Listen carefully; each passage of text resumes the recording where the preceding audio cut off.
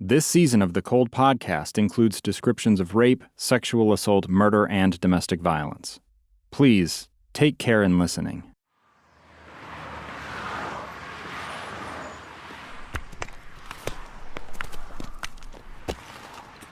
A human skull rolled down a brushy hill between a suburban neighborhood and a busy Utah highway.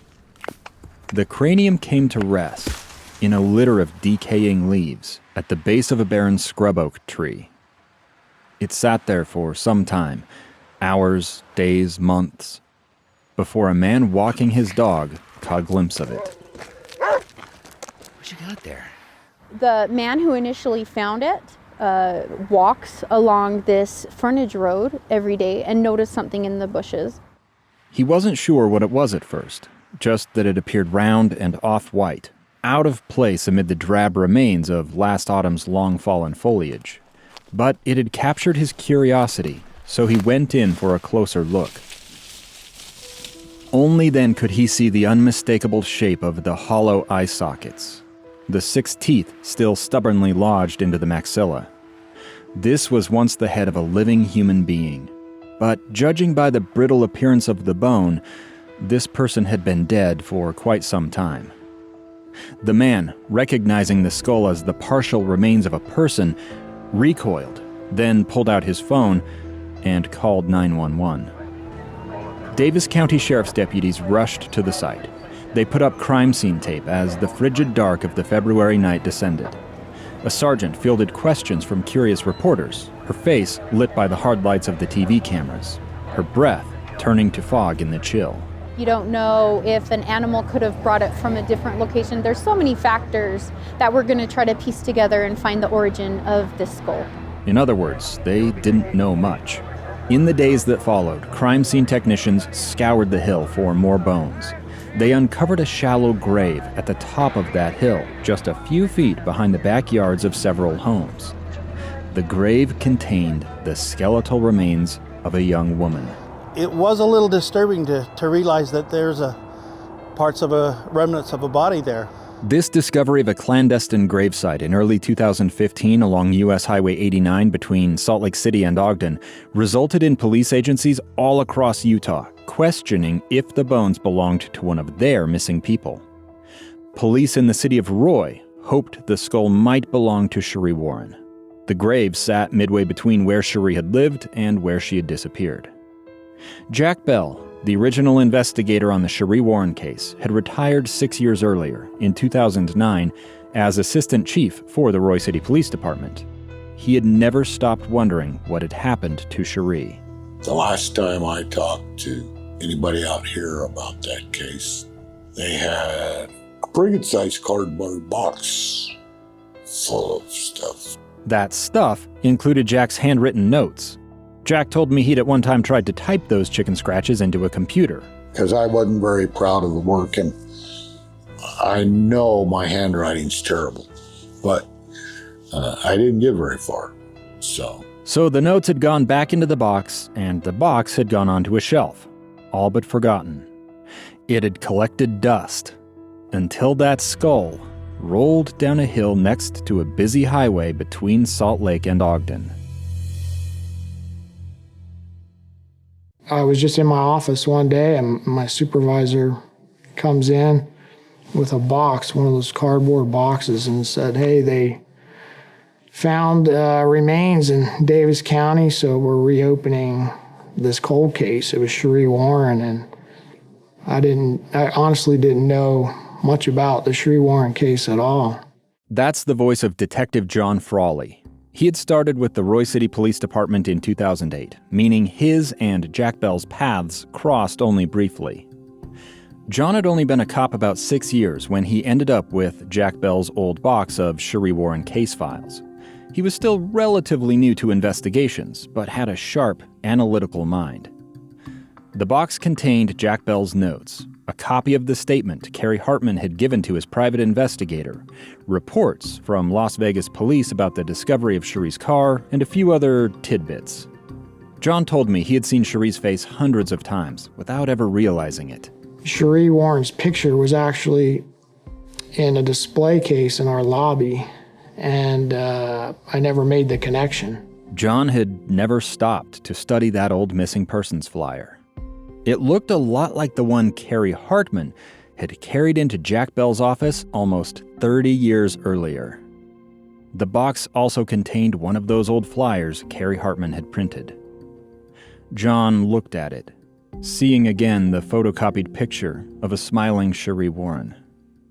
He picked through the rest of the cardboard box, pulling out Jack's notes, struggling to decipher the former detective's handwriting. John read the original missing persons report. It described how Mary Sorensen had called police the day after Sheree failed to return home from work one October evening. Mary really kept her finger on the pulse of the case, and was involved. John decided Roy police needed to reconnect with Sheree's relatives. I met with some of Sheree Warren's family members and just to collect some DNA so we had something to compare to. In the process, he learned Sheree's mom Mary had died about 2 years earlier. I was never able to meet her and talk with her. But he did meet Sheree's dad, Ed Sorensen, as well as her son. And talking with her son, he asked about that. He said, is her picture still out in the lobby? And I said, yes, and it's important to them. These interactions drove home to John just how frustrating the years with no answers must have been to the people who cared most about Sheree. So John went back to that banker's box of old case notes and reports. Yeah, literally taken off the shelf, yeah. The box didn't have everything, only a fragment of the Sheree Warren case, covering the first year and a half of the investigation. That's because, as I've mentioned before, the case had been split between investigators from Roy, Ogden, and Salt Lake City. So John didn't yet have a full picture of the case, but he found himself fascinated by what he had seen. I was taking it home and reading it, I was hooked on it. Yeah, I know the feeling, John. Meanwhile, the office of the Utah State Medical Examiner was trying to identify the bones found on that hillside. John sent the medical examiner one of the items he had found in the box, Sheree's dental records, for the sake of comparison. Everything sort of fit, meaning the time frame, it was a female, it was a same stature that Sheree Warren was. Sheree's case had been dormant nearly a decade when the discovery of these skeletal remains infused Detective John Frawley with a desire to find answers for Sheree's family. And I felt like there was more that I could do on it. As an investigator, that's what you're driven to do, dig in. This is Cold, Season 3, Episode 9, A Picture in the Lobby. From KSL Podcasts, I'm Dave Cawley.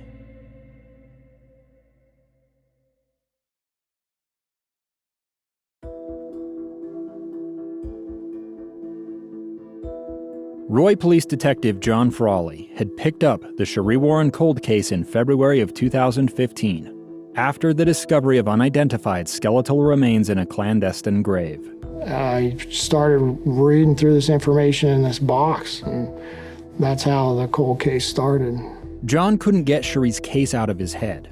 He had done some preliminary research and reestablished contact with Sheree's family, but he wanted to do more, so he had gone to talk to his boss. Carl Marino, C-A-R-L, and Marino, M-E-R-I-N-O. Carl Marino served as chief of police for Roy City from March of 2015 to May of 2021.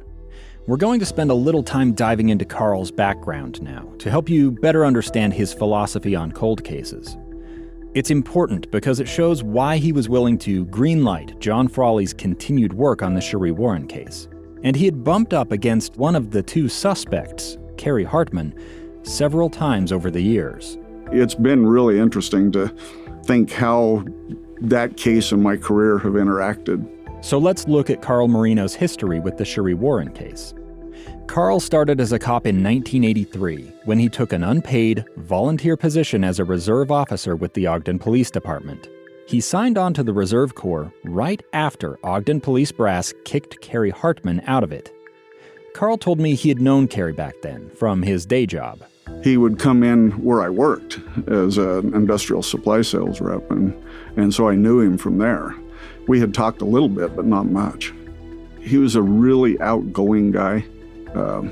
came across always as very confident. You got the feeling that he thought he was better than everybody else. And kind of that feeling of he had a scam going on everybody. You know how somebody's always getting over. That was kind of the way he came across. It wasn't until a few years into Carl's time as an Ogden Reserve officer that he came to see Kerry Hartman in a different light. I was at work the one day, and I got called by our coordinator who coordinated with the reserves, and he said, I need you to come to the police station and bring your gun. And that usually means you've done something wrong and, they're taking your gun away and, going to not let you volunteer anymore. And I thought, I can't think of anything I could have done that would have done that. So I went home and got it and took it to Ogden Police Department. And he said, your gun was issued to Kerry Hartman when he was a reserve with Ogden. And he has intimated that he used a gun with several of his rapes, and we're thinking that it was probably this gun, so we're taking it back to use as evidence in case we can actually prove something with that.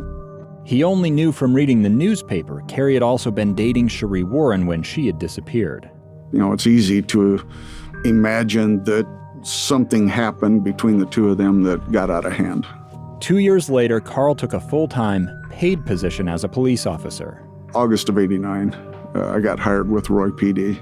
By that point, the Sheree Warren case was already 4 years old and well on its way to going cold. 5 more years went by before, in 1994, Carl switched departments. He became a detective for Salt Lake City. I was assigned to homicide, and while I was assigned there, we started to work cold cases. Carl had arrived in Salt Lake right at the end of that department's search for a suspected serial killer, a search that had soaked up a lot of money and manpower without much to show for it. Nothing was getting solved. As we've already seen in past episodes. I was assigned to look into some of those cases from the mid-'80s, and that's the same time that Sheree Warren went missing from Salt Lake. Carl saw how jurisdictional politics had made Sheree's case a hot potato from the start. The last place she was known that people knew where she was Salt Lake, so the case should have been handled out of Salt Lake. But they said, no, she's a Roy citizen, and so we're not going to work it. Roy Police Detective Jack Bell had worked Sheree's case for a few years before handing it off to the Ogden Police Department, where it promptly went cold. Ogden Detective Shane Miner had picked Sheree's case up again in 1998, honing in on Kerry Hartman as his lead suspect. And so they thought that there was a connection there since he was, a convicted rapist as well. But Shane's investigation had itself stalled in 2006, leaving Sheree's case cold once again. All the information Shane had gathered up to that point remained with him. His report didn't find its way into the hands of Salt Lake detectives like Carl Marino. Shane told me he had taken part in a few cold case conferences over the years. He had presented the Sheree Warren case, hoping to drum up some help. You put a bunch of guys together, a bunch of cops especially, and everybody's going to have great ideas. But then there's the follow-through of, okay, who's going to do what and make sure this gets done. It had felt like doing a group project in school. A lot of people had great ideas, but no one seemed interested in doing the actual work. Years passed. Carl Marino was approaching retirement from his job in Salt Lake City when, one day, he saw yellow crime scene tape out of the corner of his eye while driving home from work. The body on the east side of 89. The spot where the dog walker had found that skull. I was still in Salt Lake when they found her. Carl followed the news of the discovery, wondering if the bones might belong to Sheree Warren. Deputies aren't saying who they have questioned in this current case, and they're not disclosing the cause of death at this time. Dental records allowed the medical examiner to identify the skeletal remains as those of a missing woman who had disappeared during the 1980s. But the medical examiner told Detective John Frawley the bones did not belong to Sheree Warren. The remains were later identified as Teresa Greaves. She was 23 years old when she disappeared back in 1983, and right now deputies here in Davis County are investigating this as a homicide case. If this sounds familiar, it's probably because the discovery of Teresa Greaves' remains also came up in Cold Season 2. We don't have time to repeat Teresa's story here, but I will note her case still remains unsolved. Greaves had left her home in Woods Cross and told a roommate that she was taking a bus into Salt Lake City for a job interview. Salt Lake detectives had at the time declined to work Teresa's case, leaving it to investigators in the much smaller suburb of Woods Cross where Teresa had lived. Why did the Salt Lake detectives turn their back on Teresa in the 1980s? Perhaps a mixture of big city copy elitism and a desire to keep their crime stats down. The majority of missing persons cases resolve quickly, with the missing returning home, but those that don't, like Teresa Greaves' case, can linger for decades. Carl Marino told me Salt Lake detectives did the same thing 2 years later with Sheree Warren's case. They pushed that investigation off onto the Roy Police Department. But Roy did not at the time have the resources to conduct a robust investigation 40 miles away. I wonder if they spent the time in Salt Lake to gather all the evidence down here that they could have. Carl had started out in Roy, then gone to work in Salt Lake City, so he had seen both sides of the coin over the course of his career. But that career had taken an interesting turn in March of 2015, just weeks after the discovery of those skeletal remains on a hillside next to the highway. Carl Marino returned to the Roy City Police Department. They had an opening for chief of police, and I applied, and they selected me.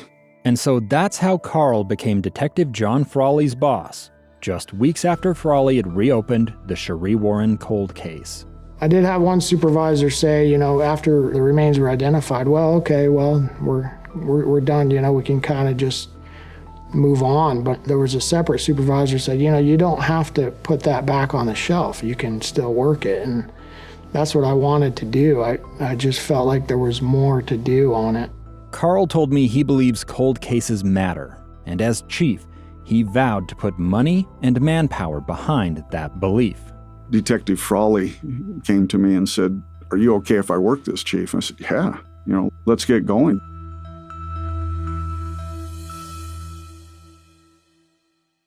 Detective John Frawley had both a personal desire and a mandate from his new boss to dig into the Sheree Warren case. He started by examining the facts. What did he know for sure about Sheree's final day? What did she plan on doing? She planned to meet Charles Warren at Wagstaff Toyota and give him a ride back to Ogden. John knew from reading Detective Jack Bell's notes, Chuck Warren had talked to Jack a couple of times. He told Detective Bell he never made it to Wagstaff's. He became ill. He went for a jog. At the end of that jog, he was too tired to go home, and he called his previous wife, Alice, to come pick him up. To me, that makes no sense at all. It seemed like a shaky alibi. In John's mind, Sheree's ex-husband also had motive. There's a divorce. They're in the process of a divorce. So there's a house, a pension, a child, all these things are involved. John could see a hypothetical scenario in which Chuck Warren killed Sheree in an act of domestic violence, seeking to put an end to their fight over alimony and child support.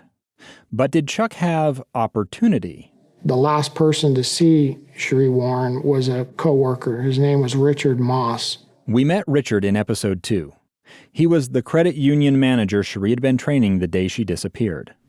I never saw what car she got into, or her own car, or another car, or I never saw her again. John called Richard in June of 2015. And he wanted to know or refresh or see what I could remember. It marked Richard's third round of questioning over a span of nearly 30 years. First by Jack Bell, then by Shane Miner, and now by John Frawley. 3 conversations over the telephone. Richard lived in Richfield, a rural community about 200 miles from Roy. He told me I was the first person in nearly 40 years to come interview him face-to-face about Sheree Warren. Interestingly enough, I did speak to Richard Moss. He never did see Sheree get in her car. Richard's story remained consistent from the start, through his telephone conversation with Detective John Frawley and my eventual meeting with him in 2021. He was under the understanding that Sheree was going to leave work and pick up her ex-husband and give him a ride back home to Ogden. Chuck Warren had said he had called off that meeting, but that's not what Sheree had told Richard, as they had parted ways that evening in the garage behind the credit union office. I need to get past this plan that she had to meet him. John came across a report in the box of Roy police records. It talked about a tip that had come in about 4 months after Sheree disappeared. A credit union employee had told police Chuck Warren had made a cash advance on his credit card in person in Salt Lake City on the day of Sheree's disappearance. If that was true, it would mean Chuck had lied about where he was that day. Charles Warren was asked by Detective Bell if he would submit to a polygraph regarding his alibi. And as we know, Chuck Warren had refused that lie detector test. The tipster had told police she'd also heard Chuck had made credit card transactions in Nevada days before Sheree's car surfaced in Las Vegas. I mentioned this tip in passing way back in episode 2, but here, in 2015, Detective John Frawley couldn't find any indication his predecessor, Jack Bell, had ever verified it. So that needs to be looked into. John wrote a search warrant targeting Chuck Warren's financial records.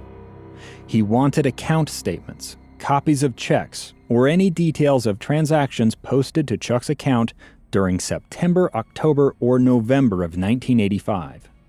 A judge signed off on the warrant, and John sent it to the credit union. And a lot of that information was gone because of the time frame. The credit union no longer had Chuck Warren's checks, but it did have his credit card statements. I haven't seen them, so I can't tell you everything they revealed, but I do know the statements showed Chuck had made a purchase in Elko, Nevada on November 4th, 1985, followed by another at the Circus Hotel and Casino in Reno, Nevada on November 8th, 1985. That's a little over a month after Sheree disappeared, and a matter of days before staff at the Aladdin Hotel and Casino in Las Vegas found her car abandoned in their back lot. I felt that it was a significant development. Because John suspected Chuck might have made those transactions while riding the train back to Ogden after dumping Sheree's car in Las Vegas. But there were some problems with this idea. Las Vegas sits at the far southern tip of Nevada. Elko and Reno are in the north. They're both nearly as far from Las Vegas as Ogden, Utah is. And there are no railroads directly connecting Elko or Reno to Las Vegas. And consider the timing. John had read the Las Vegas police reports about the car's discovery. They say it looks like it's been there for some time, based on dirt, debris.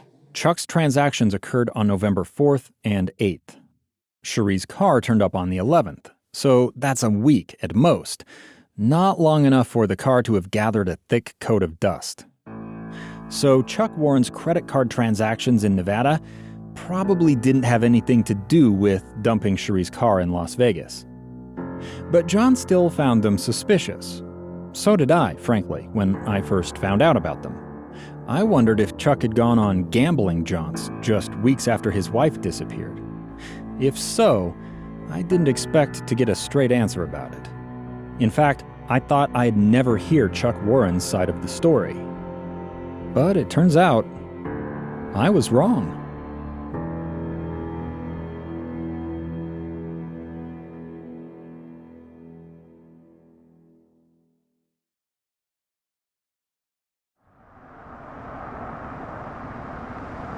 Roy City Police Detective John Frawley drove into Ogden on June 23, 2015. He carried a small voice recorder in his pocket, and he started it rolling as he pulled up to the curb outside an orange brick house. John stepped out of his car and walked past the driveway, noticing an old Toyota Supra parked there. He headed to the front door.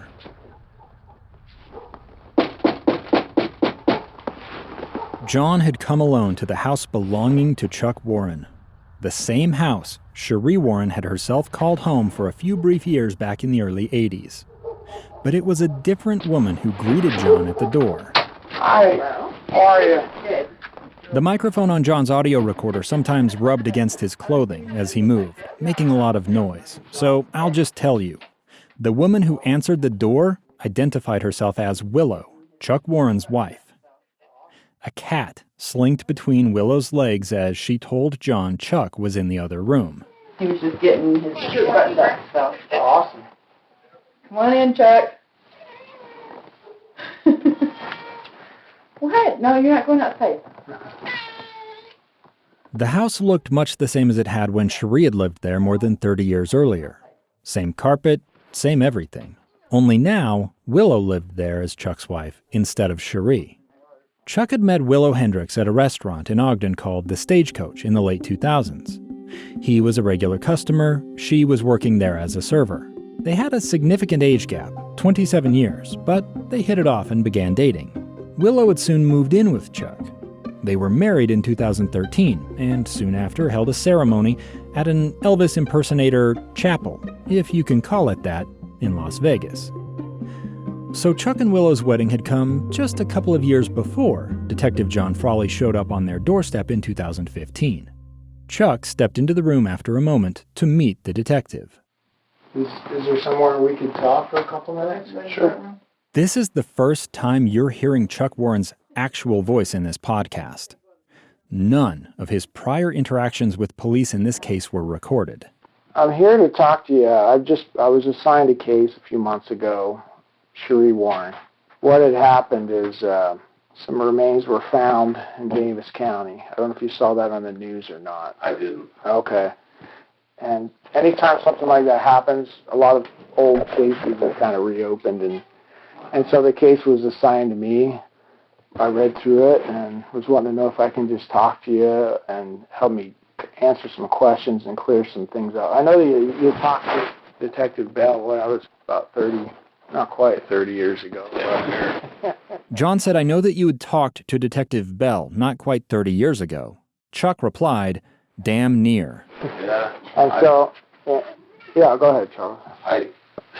His notes would probably be the best source.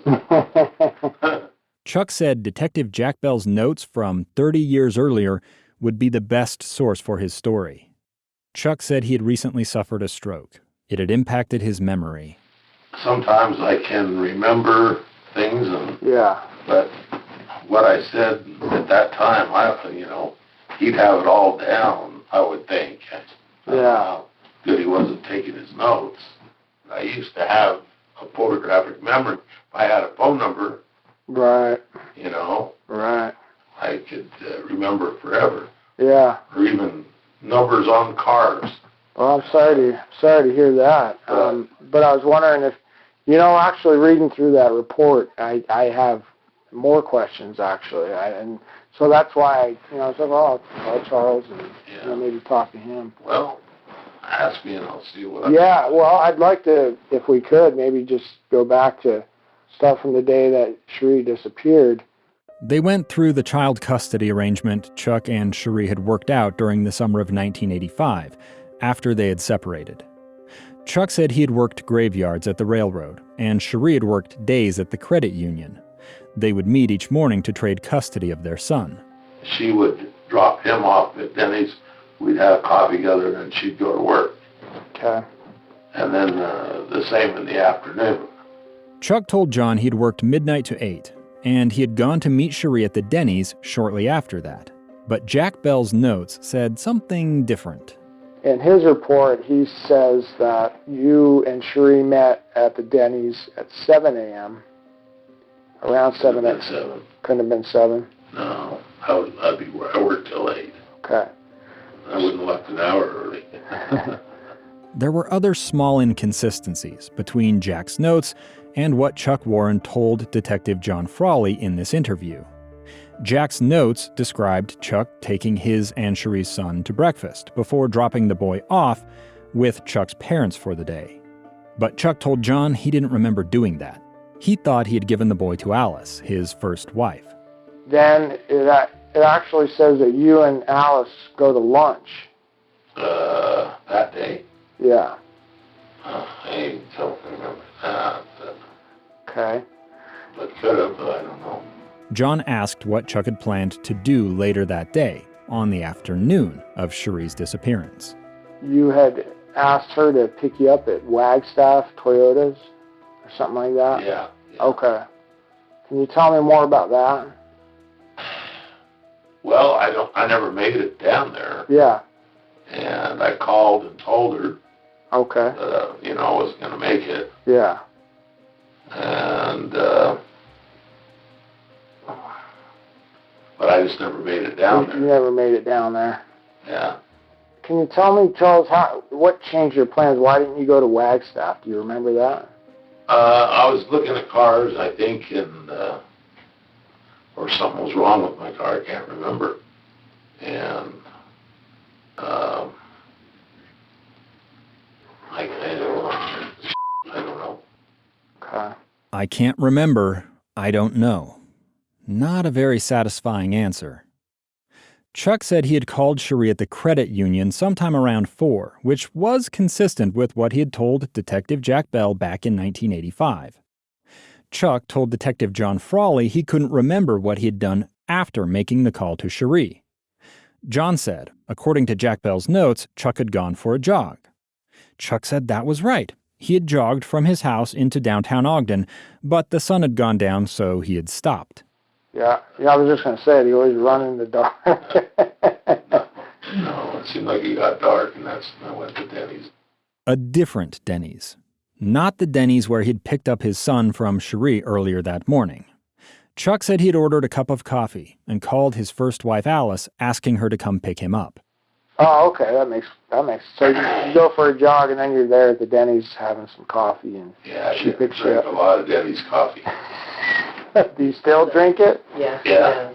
Chuck Warren's story left him with a roughly 2-hour window on the afternoon of Sheree's disappearance for which he had no real alibi. He had told Jack Bell in 1985 he spent those 2 hours jogging. Just jogging. And you actually gave your whole jogging route to him. That route took Chuck 4 miles from his house into the heart of downtown Ogden, then another 1.5 miles back to that Denny's restaurant. Chuck hadn't provided any specific destination for his jog back in 1985, and he didn't volunteer one now either. Well, I appreciate you talking with me. Like I said, this case, it's open. It's an open case, but reading through there, questions come up, and I can't help you with them. Oh, you did, actually. You helped me quite a bit. Detective John Frawley asked Chuck what he had done that night, after his jog. Chuck said he'd spent the evening at home with his first wife, Alice. Went to bed early. I went to bed early. But wait, didn't Chuck work graveyards? John asked about this inconsistency, and Chuck became confused. He said he couldn't remember whether he had gone to work that night or if he had stayed home with Alice. That I can't tell you. A long time ago. But Chuck remembered wondering where Sheree was, why she hadn't come to pick up her son. He said he had called Sheree's mom, Mary Sorensen. It was before 10 o'clock and after 9:30, that's all. Okay. Between 9:30 and 10 p.m. You're somewhere in there. You called Mary and said, hey, where's she at? Yeah. Okay. This was different from what Chuck had told Detective Shane Miner in 1999. Back then, Chuck said Mary had called him looking for Sheree, not the other way around. And there's no record in the case files Mary ever mentioned talking to Chuck on the phone that night. John moved on to the day after Sheree disappeared. He said according to Jack Bell's notes, Chuck had gone to work that day on the day shift. And you worked for the railroad. What did you do for the railroad? I was a clerk at that time. But this wasn't like you getting on a train and traveling around. This was you working in an office. Right there. Yeah. Okay. Jack Bell had tried to call Chuck at the rail yard that day. Chuck hadn't been there. A coworker had reportedly told Jack Chuck had come in that morning but left sick a bit before noon. Detective John Frawley asked Chuck if he had, in fact, left work sick that day. The only time I took off work is when I was going partying. If I was sick, I went to work. Yeah. So I used my sick leave to go partying. Okay. Chuck didn't explain what he meant by partying. John pressed. Why hadn't Chuck gone to Police Detective Jack Bell about his missing wife? I guess he had been trying to call you. Did he leave messages for you to call him? I wouldn't have left work in the middle of the shift. Okay. But according to Jack's notes, Chuck had described leaving work and going into downtown Ogden the day after Sheree disappeared, to more or less the same place he had gone while out jogging the afternoon prior. That seems a bit strange to me. I know from talking to police who worked Ogden in the 80s, the area where Chuck said he had jogged to the evening of Sheree's disappearance, then returned to the following day, happened to be a hotspot for prostitution. I bring that up because while researching Chuck Warren, I learned Salt Lake police cited him for sexual solicitation in April of 1993. That's a fancy way of saying he got a ticket after being caught in a prostitution bust. The court record doesn't provide much detail, beyond saying Chuck pleaded guilty and paid a $200 fine. All in all, a pretty petty crime. But embarrassing, the kind of thing a guy might want to keep hidden from a nosy detective. Now think back to that tip I mentioned several minutes ago. A credit union worker had told police she had heard Chuck took a cash advance on the day Sheree disappeared. Why would Chuck have needed cash? This all leads me to wonder if Chuck might have met someone while out for that jog. Detective John Frawley needed to pin down as much of Chuck's timeline as possible, but Chuck said he couldn't remember anything specific about that day after Sheree disappeared. His wife Willow interrupted to ask if any of his old co-workers might remember. Who's one of the railroaders that worked with you at that time that would remember when... They're all dead, honey. No one could say for sure where Chuck Warren was or what he had done the day after his wife disappeared. Do you keep any time card records from that time? Do you have any records like that? No. I know. She said you kept everything, so... No, just phones. I have lots of checkbooks. I wasn't in the room, but I can just imagine Detective John Frawley's face when Chuck Warren's wife, Willow, said she had Chuck's old checkbooks. Those were just the kinds of records John wanted. How far back do your checkbooks go in the closet? I don't know. I think just the 80s. This is the time period, honey. Want me to go look for a minute? No, see if I can see anything? Checkbooks weren't all Chuck had in his closet. He said he still had his very first cell phone. The very first one, and you still have it? Yeah. He keeps everything. I saved all of them except the ones that got stolen. He keeps everything, Willow said. But Chuck couldn't remember if he'd had that cell phone in 1985. I don't know, you had a lot of the first ones that came out, so you might have, but Yeah. I don't know. What, so you did have a cell phone a long time ago? I did a long time ago, but I don't know where I had it at that time. John didn't let this go. Did you have a cell phone in I 85? don't know for sure. Possibly. I don't know. I can't remember what year I actually got it. Would have been one of the first ones coming out. Yeah. I mean, I remember those big ones. The Motorola Dynatac was the first commercially available cell phone. Today, most people just know it as the Brick. It hit the market in 1983, 2 years before Sheree disappeared.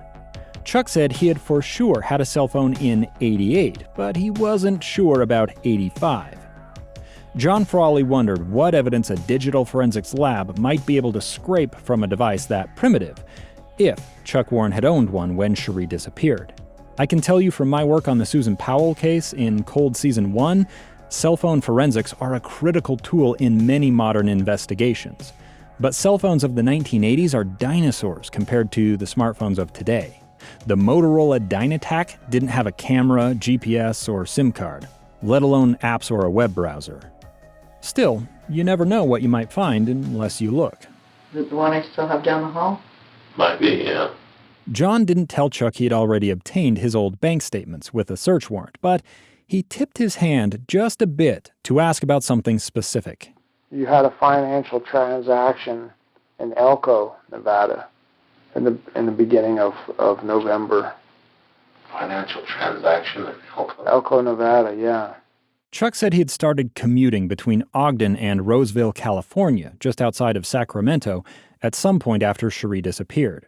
He had driven I-80 across Nevada every 2 weeks. Elko sat on that interstate. Whatever that was in Elko, I probably would have stopped there for gas. That was the halfway point, you know. If you looked every 2 weeks, you'd probably see a receipt there. But he couldn't say for sure. When I heard you worked for the railroad, I thought you were like actually traveling from state to state on the railroad, but that's not what you did. No. Okay. This seemed to further discredit the theory Chuck might have used his railroad access to hitch an untraceable ride home from Las Vegas after dumping Sheree's car there.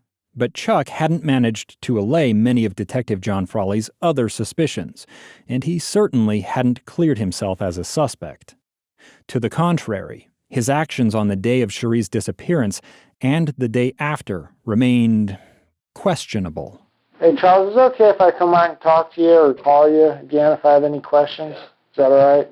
I do appreciate your time and talking with me. Chuck apologized for his faulty memory and again said he believed Jack Bell's notes were the best source for his story. John tossed another question at Chuck, almost as an aside. How do you know Kerry Hartman? I don't. Oh, okay. I've never seen him before. Okay. Chuck said Detective Jack Bell had dropped by to talk to him once, after Kerry's arrest in the rape case. Jack had reportedly told Chuck how Kerry had come in a week or so after Sheree disappeared. At that time, Kerry had described a coworker of his having a psychic dream. You had a dream that she's up in the mountain? Yeah, that they find her up there. If you didn't put it in there, then I don't think I dreamed that up. I remember him telling me that, though. Because I remember that something about Kerry. Him or his buddy had a vision or something. Enough. Chuck was just regurgitating the same stories we've heard before. Kerry's coworker had a dream about Sheree's death. An anonymous psychic sent KSL a letter about it. Only now, it had gone a few steps through the rumor mill and was being fed back into the investigation. This is how misinformation poisons investigations. Detective John Frawley wasn't going for it. Could be great information. It could be very interesting. But does it get us to our goal? John did not intend to entertain psychics and seances. We're going to stick to the evidence and what we can absolutely say we know and filter everything else out. Jack Bell, the original investigator on the Sheree Warren case, had tried to put the screws to his lead suspect, Chuck Warren, working the human angle.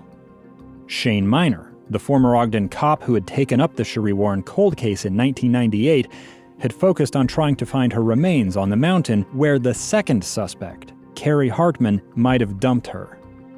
John Frawley brought a new approach. He wanted to prove the case by the record, show who had motive, means, and opportunity. Really dissect the involved parties' stories. And John suspected there was more to Chuck Warren's story than Chuck was willing to admit.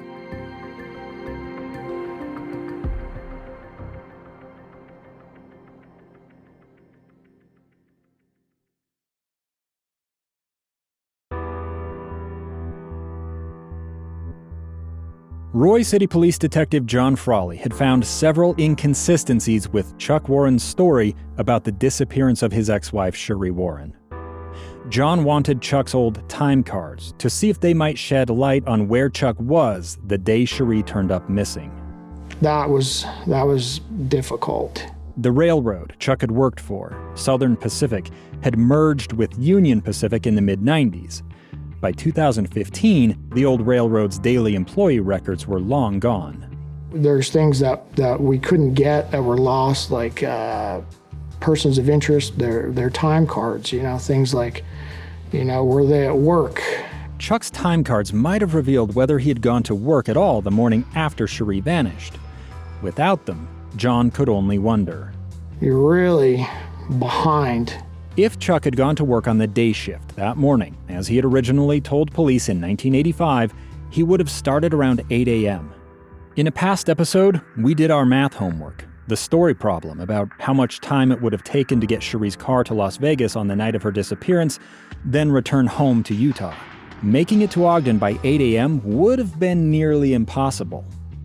But we can't say for sure if Chuck did or didn't go to work that day without his time card. Her car is found at the Aladdin Hotel and Casino on November 11th, and it's processed by Las Vegas police. Processed means scouring the car for evidence. Today, forensic technicians would vacuum the car for hair or fibers, use chemical reagents to look for blood, check for fingerprints, or maybe even use a cadaver dog to sniff for a whiff of human decomposition. Collecting DNA evidence wasn't yet standard practice in 1985.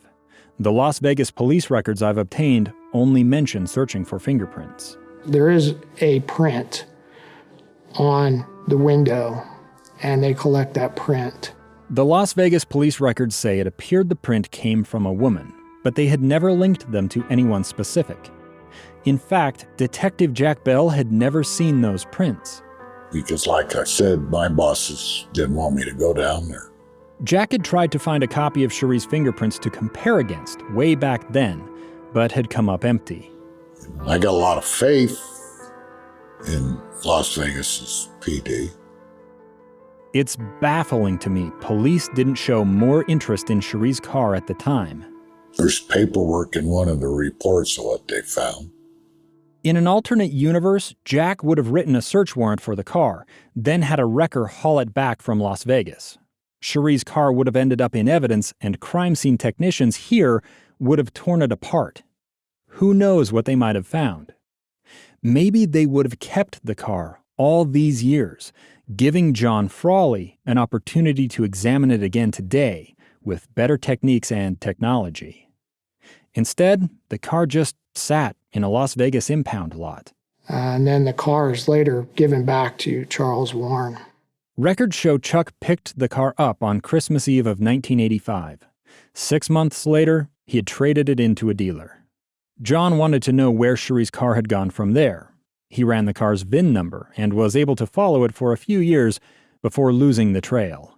We tried to track it down, and it's long gone. Whatever secrets Sheree's car might have held, they're lost to us now. John talked to Chuck and Sheree's son, Adam, in October of 2015. Adam remembered his dad visiting casinos in Reno when he was a kid. Adam also specifically recalled going to Las Vegas one time with Chuck, when he was about 7 years old. And he told me that the Aladdin Casino was a place that his father frequented. The trip Adam described would have happened in 1989, 4 years after Sheree disappeared. And Adam actually remembered his father taking him there on a vacation to the Aladdin. Why would Chuck Warren have taken his and Sheree's son to the Aladdin, of all places? So I found that significant. John kept thinking about those old checkbooks squirreled away in Chuck Warren's closet. Decades of financial documents that might reveal where Chuck had gone and when in the fall of 1985. He again went to talk to his chief, Carl Marino. We found out that there were a lot of mistakes made early in the investigation. Carl told me in his experience, cops often resist sharing information with the public, victims, witnesses, and even with other officers. And there can be good reasons for that. Giving out too much info can tip off suspects or taint an investigation. It's a balancing act. You've got to know what you can release. But Carl told me, police egos sometimes cause investigators to be overprotective. That can lead to turf battles that stymie investigations. When you're trying to solve crimes, it's not a competition, except between law enforcement and whoever committed the crime. Carl believed jurisdictional squabbles were part of what had gone wrong with the Sheree Warren case. There wasn't a big flashing neon sign that said murder with an arrow pointing to a body in Salt Lake, where Sheree had last been seen. So the Salt Lake City Police Department had declined to put much effort into what it viewed as a Roy City missing persons case. I think there should have been more pressure put on Salt Lake to help with it. I have no idea even what evidence might have been collected there. There are no witness statements in any of the Sheree Warren case files from employees at Wagstaff Toyota, where Sheree had planned to meet Chuck on the afternoon of her disappearance. Likewise with patrons of the bar where Kerry Hartman supposedly spent that evening. No one identified or questioned them. The dealership was in Salt Lake City. The bar was in Ogden. The Salt Lake and Ogden police departments could have helped the much smaller Roy Police Department by gathering those statements. There were opportunities for evidence gathering But both Salt Lake and Ogden had at first wiped their hands of the Sheree Warren case. It wasn't their problem. Carl agreed with his detective, John Frawley. They needed to chase the evidence, and they now knew at least some of that potential evidence was sitting in Chuck Warren's closet. With his chief's blessing, John wrote up another search warrant. This time, he asked a judge for permission to go into Chuck's home, the same house Sheree had once lived in, and hunt for any financial records from 1985. John also wanted Chuck's old cell phones. Chuck's wife, Willow, had told John she and Chuck kept everything, including his old cell phones, amid all her clutter in the basement. I thought that's why we had the brick phones too, but it's not. I know I've seen them though. They're probably in your other closet. John served the warrant on December 14, 2015. He and others from the Roy City Police Department scoured Chuck's house, taking 5 checkbooks, a pile of floppy disks, bank statements, mortgage papers, and more. But they didn't find any old cell phones. Where those had gone, I can't say. I also don't know what Roy police learned from looking through all of Chuck's old financial papers. Chief Carl Marino told me that evidence has to remain private. You're right, you do have to keep certain things back. What I can tell you is the search warrant did not lead to an arrest. Nothing police found provided probable cause to book Chuck Warren into jail for his ex-wife's presumed murder. Detective John Frawley was learning just how crushing the Sheree Warren case could be. And then Detective Frawley got transferred to undercover narcotics. Frawley had had Sheree's case for about a year. He had done more than anyone else had in a decade, and he had only just started getting some momentum when he had to turn away. Yeah, it is tough because your day-to-day caseload doesn't stop. John handed the box of Sheree Warren case files back to Chief Carl Marino. The box would get passed and it just kept getting overlooked. And so the case moved on to another detective, Ryan Reed. And he worked at some, but he was, it was, again, he had all of his other duties. And so it didn't get worked a lot. The Sheree Warren case lapsed into inactivity once again. For Carl Marino, it felt like going back on a promise. It's not ideal, but for a smaller department, you can't task somebody with just working an old case like that. You just don't have the staffing to do that.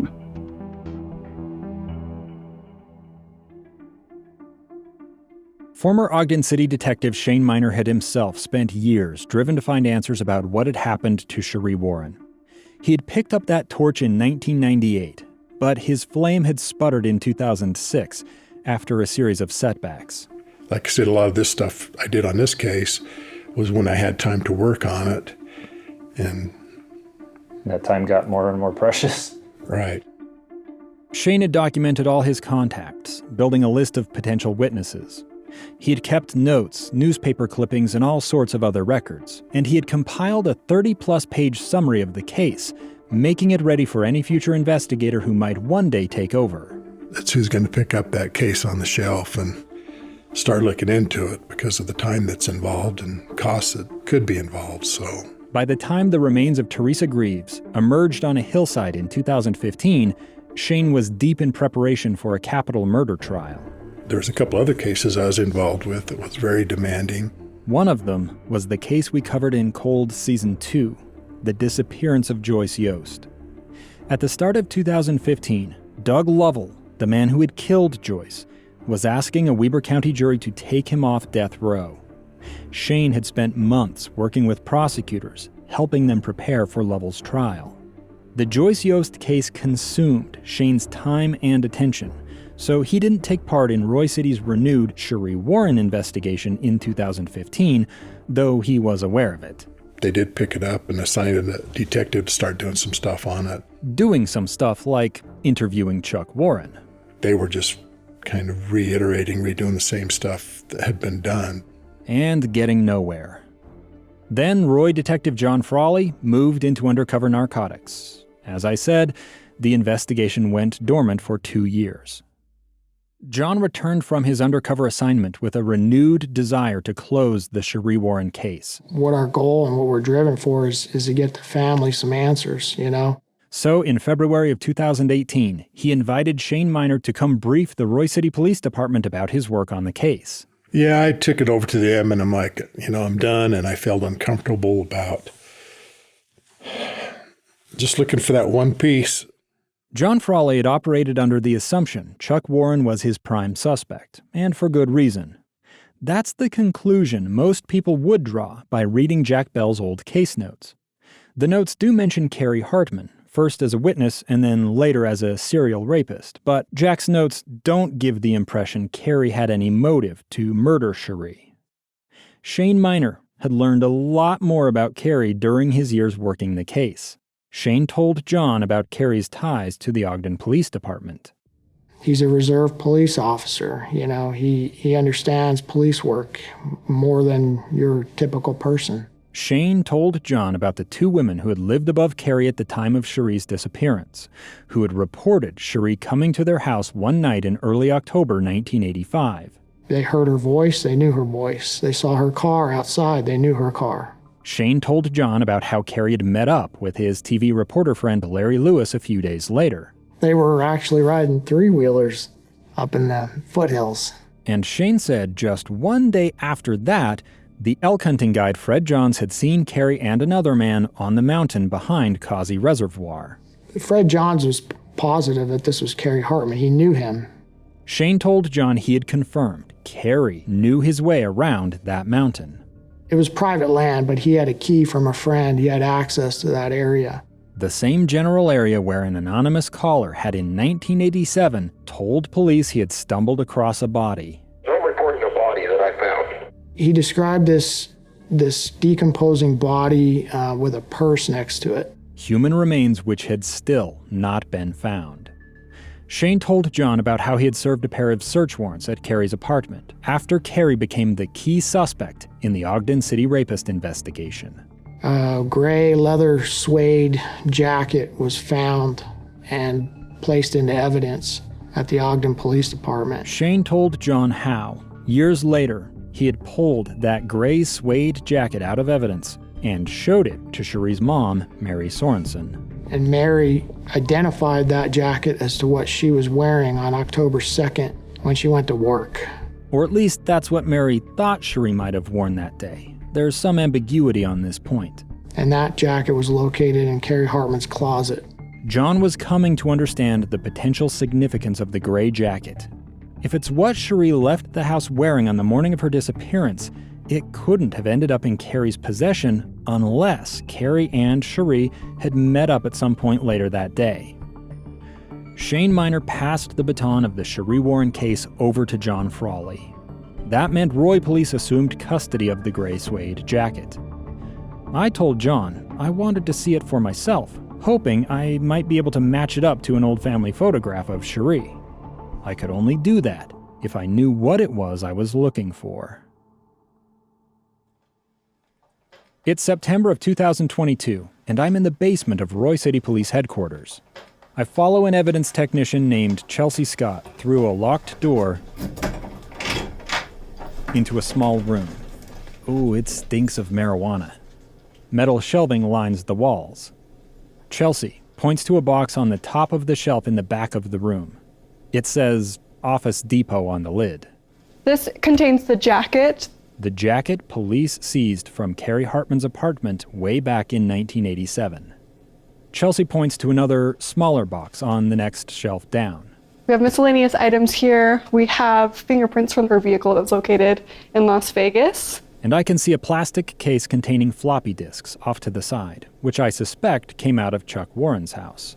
I can bring this up. Anything you want me to bring up, I'm happy to, and then you can get different shots. Oh yeah, I'm carrying a still camera, and I'm accompanied by a TV videographer. Chelsea carries the boxes out of the evidence room and sets them on a conference table. Detective John Frawley's there, and I invade his personal space while clipping a small microphone to his shirt collar. John, excuse my no, go for familiarity here. Yeah, no problem. John sits down in front of the Office Depot box, which is sealed by red plastic tape printed with the word evidence in black letters. John tears open the box, then pulls a brown paper bag out of it. I can see numbers written in red and black marker on the bag. I recognized them. They are the Ogden Police Department's case numbers for one of Kerry Hartman's rapes and the Sheree Warren homicide. The words coat and test fire bullets are written on the bag as well, along with a barcode label from the Utah State Crime Lab. John pulls another item from the box. So this was the hanger that the jacket was on. Then he opens the paper bag and removes the jacket. He sets it on the table, and I lean in for a closer look. That is not a men's jacket. No, it is not. My first impression, the jacket's smaller than I had expected. It has a crop body and pinches in a bit toward the waist. There's a tag on the inside that says 8. It's on the smaller side of medium. Yeah, this is not, in my opinion, not going to fit even a medium build man, let alone a larger build man. The jacket has a stand-up collar and ruffles that run vertically over each shoulder. A decidedly feminine touch. There are 5 buttonholes down the lapel, but only 4 buttons on the opposite side. The button that should be second from the top is missing. The suede leather fabric is colored a medium gray. It's a neutral color that makes the jacket versatile. It would have coordinated well with a variety of outfits, but now it's crumpled, having spent decades wadded up in a bag. At some point, someone has used a Sharpie to make markings on the inside of the jacket, toward the bottom of the front flap. John tells me he thinks it's from when Ogden police sent the jacket to the crime lab 22 years ago. And it was tested for any evidence of blood or hair or any sort of fibers that could be found. We heard about that in episode 6. The crime lab hadn't found anything. Based on the technology of that time, that's correct. It didn't yield any results. But I also know John recently resubmitted the jacket for another round of testing. Yeah, I mean, it's 22 years, you know. He doesn't tell me what, if anything, was different this time around. I've now gone back and looked at every photo I have of Sheree. There aren't many, and the gray suede jacket's not in any of them, but it does fit her style. It strikes me as perfectly plausible Sheree Warren might have worn that jacket to work on the morning of October 2nd, 1985.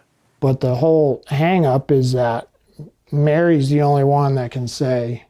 Again, Sheree's mom, Mary Sorensen, told police she thought it was the jacket her daughter left the house wearing on the day of her disappearance.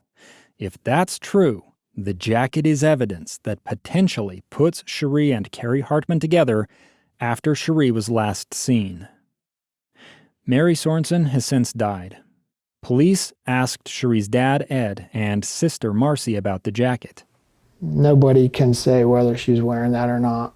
So the only person that could is now deceased. Maybe not the only person. There's one other who might know if Sheree was wearing it on that day. His name is Kerry Hartman. Detective John Frawley needed to pose this question to Kerry. But Kerry hadn't said a word to police about Sheree Warren since 2005. And Kerry had no incentive to talk to John Frawley now. John had found himself mired in the middle of the Sheree Warren mystery, like all of us are now. He had walked past Sheree's picture in the police department lobby hundreds of times without giving it a thought. That had changed once he had looked inside the box. It's not just a picture in the lobby. It makes it very real.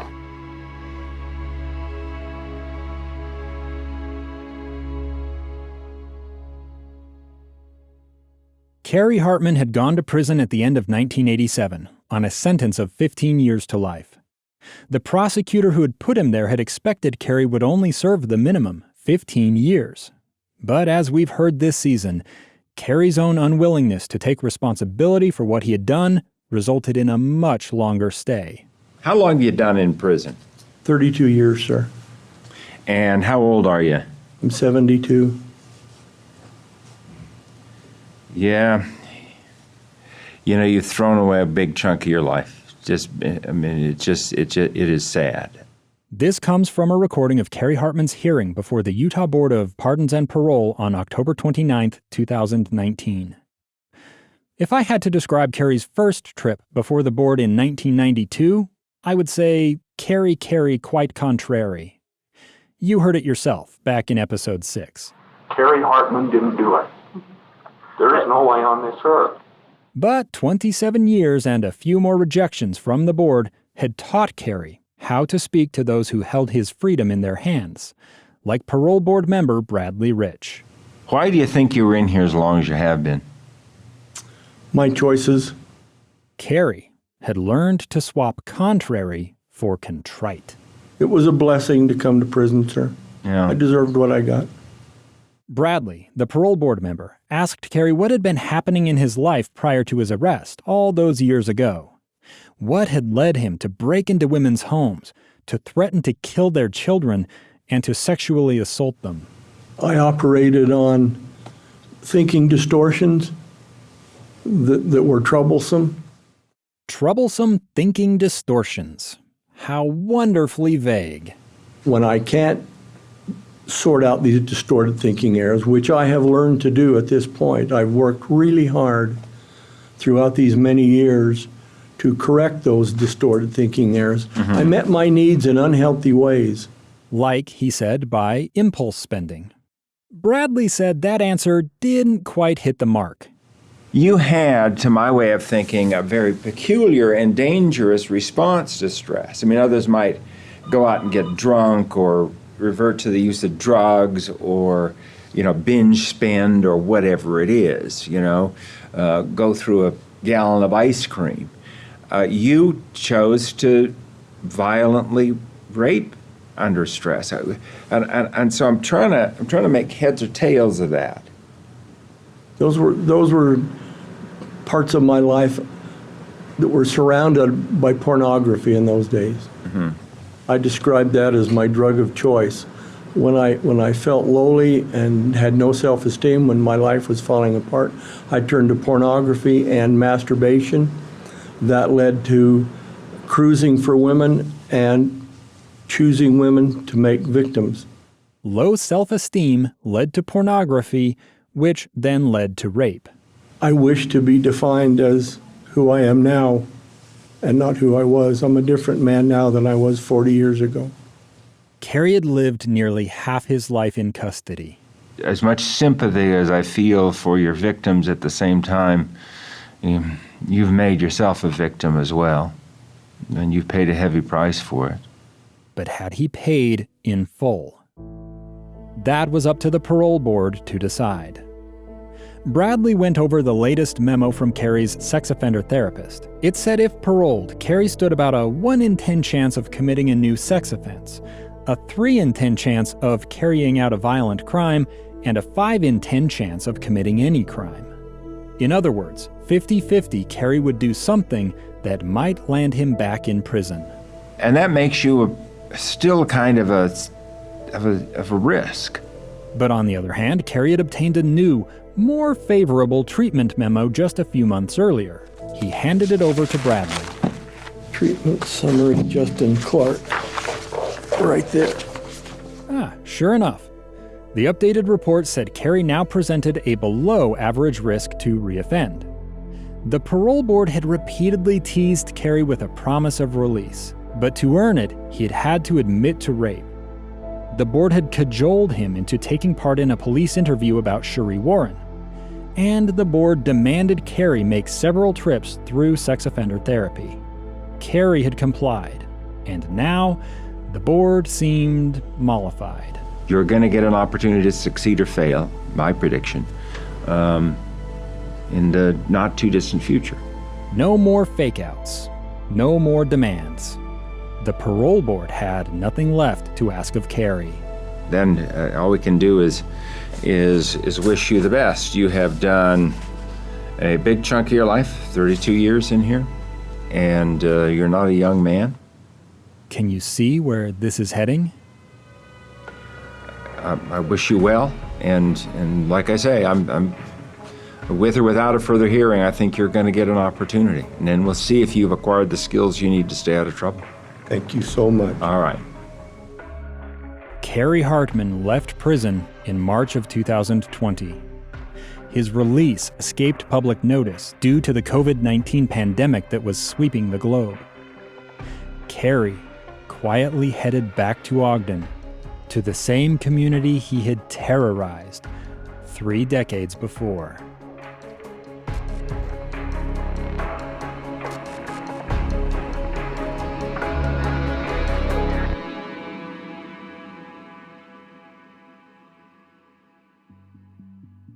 On the season finale of Cold.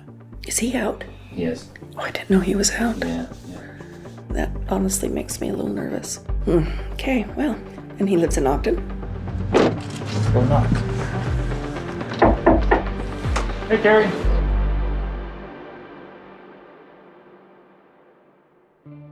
If you have information about the disappearance of Sheree Warren, now is the time to share it. You can reach me by emailing cold@ksl.com or contact the Roy City Police Department at 801-774-1063. I also want you to know, if you've experienced abuse or sexual violence, you're not alone. There are trained experts ready to listen and help. In the United States, survivors of rape and sexual assault can connect to free resources through the Rape, Abuse, and Incest National Network at rainn.org. If you or someone you know is experiencing domestic abuse in any form, you can reach the National Domestic Violence Hotline at thehotline.org. Cold is a production of KSL Podcasts and Wondery in association with Workhouse Media. Cold is researched, written, and hosted by me, Dave Cawley. Audio production and sound design by Ben Kuebrich and Aaron Mason. Mixing and mastering by Ben Kuebrich. Michael Bahnmiller composed our main theme, with additional music this season by Allison Leyton-Brown. Additional voices in this episode provided by Sean DeTore. My personal thanks to our editorial team, Amy Donaldson, Andrea Smarden, Ryan Meeks, Becky Bruce, Kira Faramond, Kellyanne Halverson, Josh Tilton, and Felix Bennell. For Amazon Music and Wondery, Managing Producer Candice Manriquez-Wren, Producer Claire Chambers, Senior Producer Lizzie Bassett, and Executive Producer Morgan Jones. Special thanks to Cale Bittner and Allison Vermeulen. With Workhouse Media Executive Producers Paul Anderson and Nick Panella. And for KSL Podcasts, Executive Producer Sheryl Worsley. For pictures and more, go to our website, thecoldpodcast.com, and follow us on social at The Cold Podcast. Most of all, thank you for listening.